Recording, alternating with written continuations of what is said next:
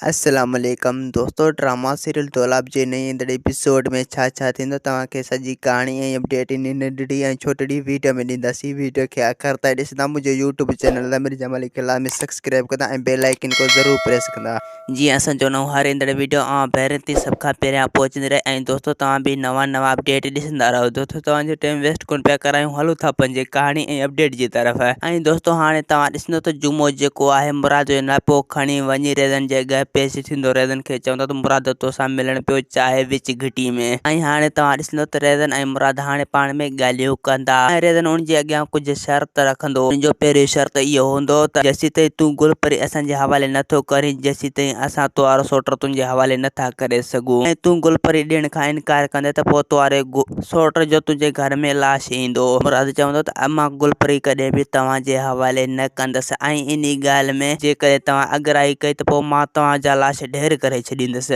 अगरि तव्हां सोट ऐं आलम खे कुझु बि नुक़सानु पहुचायो त पोइ उन जा ज़िम्मेवार पाण हूंदव, छो पोइ तव्हांखे कोई बि बचाए न सघंदो मुंहिंजे हथां। इन करे हाणे तव्हांखे सोचे सम्झी पोइ कदम खणबो। अगरि हाणे तव्हां का वॾी कदम खणी त उहो कदम तव्हांजे लाइ मौत हूंदो। ऐं ॿिए पासे पीरियल मुराद खे चवंदो त रेत शाहनवाज जा माण्हू असांजे ॻोठ में लामारा ॾींदा पिया वतन। मुराद चवंदो जेसीं ताईं हिननि खे सटको न ॾींदासीं जेसीं ताईं ही कॾहिं बि न मुड़ंदा, छो जो ही असांजे ताड़ में वेठा आहिनि। जेॾी महिल बि हिननि खे ताड़ मिले थो असांखे मारण में देरि न कंदा। उन जे करे असांखे हाणे होशियारी सां रहणो ई पवंदो। ऐं रेस शाहनवाज हाणे तोतल खे दिलासो ॾींदो। तोतल खे चवंदो त तूं हाणे देरि न कर मुराद खे मारण में। तोतल चवंदो त हाणे रुॻो तव्हां पैसा ख़र्च कयो, मां इन मुराद खे हर हाल में तव्हांखे मारे ॾेखारींदसि। शाहनवाज चवंदो त तव्हां सिर्फ़ु मूंखे मुराद मारे ॾेखारियो ऐं पोइ तव्हां जेतिरा पैसा चवंदो मां तव्हांखे ओतिरा ई पैसा ॾींदसि, तव्हांखे पैसनि तां घुरे छॾींदसि। ऐं ॿिए पासे हाणे तव्हां ॾिसंदो त ककर सोटल खे धमकी ॾींदो। उन खे चवंदो त अगरि तुंहिंजो सोटल ॻाल्हियुनि में नथो अचे त पोइ तोखे असां मारे यानी उन ॾे लाश मोकिलींदासीं, यानी उन ॾे तोहफ़ो मोकिलींदासीं। सोटल चवंदो त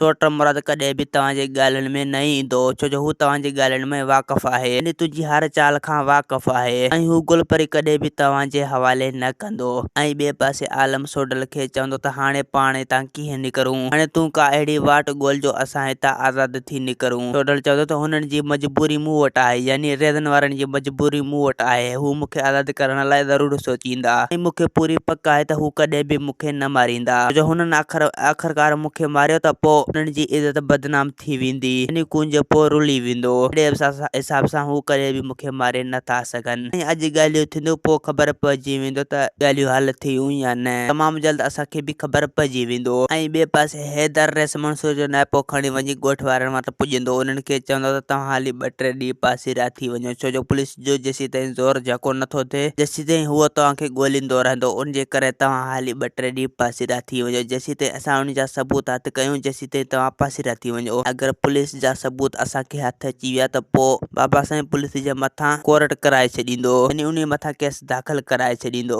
ॿिए पासे हाणे तव्हां ॾिसंदो त मुराद रेज़न जा सभु शर्त मञीजो, छो जो हुनखे सोडल आज़ाद कराइणो आहे। यानी मुराद हाणे रेज़न जे अॻियां मजबूर थींदो, यानी उन जा हर शर्त मञींदो। ऐं मुराद रेज़न खे चवंदो त तूं जीअं कंदे मां उहो ई कंदुसि, तोखे सिर्फ़ु सोडल खे आज़ाद कराइणो आहे। इन ॻाल्हि में तो मूंसां धोखो कयो त पोइ मां तोखे कॾहिं बि ज़िंदा न छॾींदुसि। ऐं ॿिए पासे हाणे तव्हां ॾिसंदो त रेत शाहनवाज मुराद वारनि सां हर तरह विढ़ंदो ईंदो। बहरहाल इन जी हर कम नाकाम थी वेंदी, यानी ही मुराद खे मारण में नाकाम थी वेंदो। मुराद जे पोयां कई लोफर बचे छॾींदो। बहरहाल मुराद खे कोई बि मारे न सघंदो, जो मुराद दोस्तों हिन ड्रामे में हीरो आहे। उन करे मुराद खे हाणे कोई बि नुक़सान न पहुचाए सघंदो। दोस्तों असांखे ॾींदा हाणे इजाज़त, वरी तव्हां सां मिलंदासीं के नई ईंदड़ वीडियो में। जेसीं ताईं पंहिंजो ख़्यालु रखंदा। ख़ुदा हाफ़िज़।